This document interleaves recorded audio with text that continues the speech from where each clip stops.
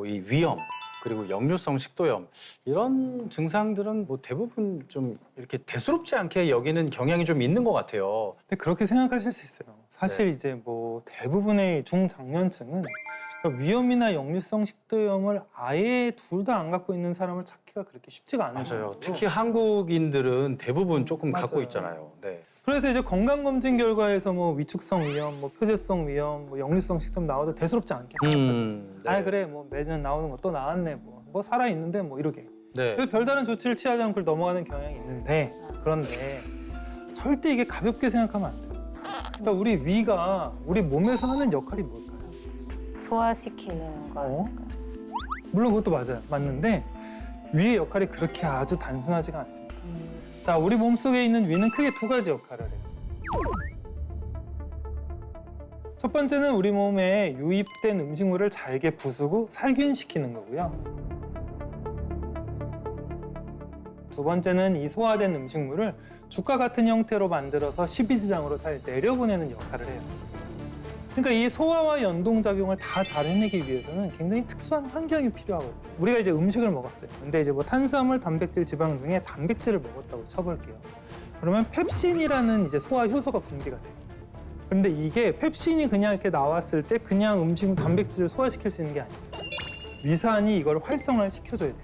그래서 이 강한 염산인 위산이 이제 동시에 이제 분비가 되는 거죠. 근데 이 위산이 단백질만 소화를 시키면 되는데 다른 장기들의 영향을 미치면 어떻게 될까요? 이 위산이 강한 아주 강한 염산 같다고 하셨으니까 다른 장기들을 막 다 녹여버릴 것 같은 그런 생각이 드는데 네, 맞습니다. 사실 우리 위산이라고 하는 게 폐하가 거의 한 2, 1? 뭐 이 정도거든요. 네. 이 정도면 거의 공업용 염산이랑 그쵸, 거의 그쵸. 폐하가 네네네. 많이 먹는다고 보시면 돼요. 그래서 위는요, 크게 4층으로 구분을 할 수가 있어요. 보통 건강한 이는 이 안에서 위산이 이렇게 분비가 돼도 별 문제가 안 생겨요. 그런데 식습관이 잘못되거나 생활 습관이 잘못된 경우에 위벽이 망가질 수가 있죠. 네. 이렇게 위벽이 망가지면은 위산이 자꾸만 점막층을 자극해서 속도 쓰리고 통증도 생길 수가 있는 거죠. 이러한 증상이 심해지면 심해질수록 위산이 이제 점막 아래에 있는 점막 하층 근육층까지 침투하게 되면은 결국에는 근육층까지 파여지는 위궤양이 발생할 수도 있고. 빵꾸가 나는 거네요. 그러면 막 골문 것처럼 저렇게 그렇죠. 되고요. 네, 이 근육층까지 다 노출이 돼버린 거거든요. 자, 보시다시피 궤양은 장기가 완전히 헐어버리는 거예요. 네. 너무 아파 보이죠. 위산이 위벽을 이렇게 궤양화시키면서 이게 결국엔 장막층까지 쫙 다 뚫려버리면은 천공까지 나타날 수가 있는 거죠. 세상에. 막 제 속이 지금 다 쓰린 것 같은 그런 느낌이 듭니다. 지금 무섭네요. 의뢰인은 지금 더 네. 공포가 심하실 것 같아요. 네. 이렇게까지는 몰랐어요. 네. 네. 이 위산이 얼마나 강력한 작용을 하는지 이해를 돕기 위해서 네. 제가 실험 하나를 보여드릴게요.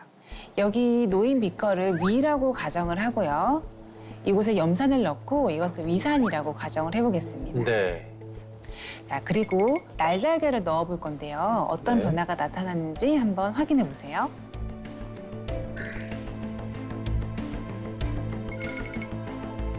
어머, 터져버리는데요, 이거? 아니 저 껍질이 지금 어머나 세상에. 달걀이 녹아서 이렇게 터져버렸잖아요. 네. 이대로 시간이 더 흐르게 되면은 이렇게 달걀이 알아볼 수 와. 없을 정도로 변질이 됩니다.